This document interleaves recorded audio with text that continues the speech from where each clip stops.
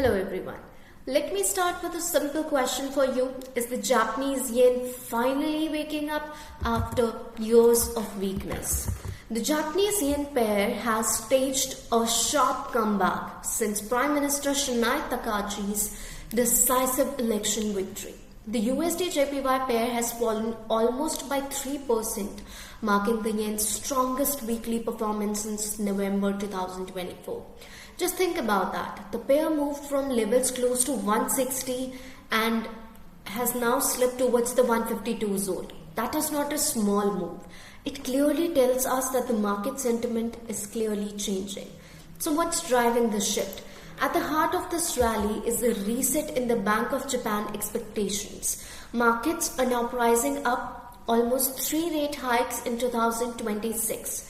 With the next one potentially coming as early as March or April. The policy rate already stands at 0.75%, the highest in over 30 years.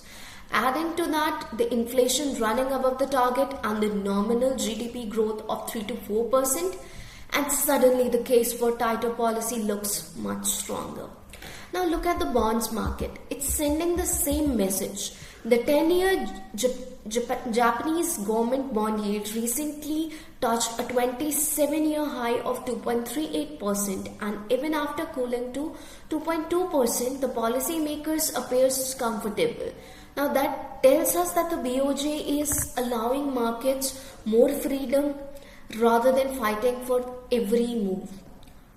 Now let's move on to the technicals. So on the daily moving chart, we can see that the pair has fallen for 4 straight sessions and has broken below the significant 50-day and the 100-day SMA. Now technically that clearly shows the loss of bullish momentum. The pair immediate support to watch is around 152 levels, and if this level is also breached, then the pair could test 150 levels, a major psychological support which would protect for the downside in the pair.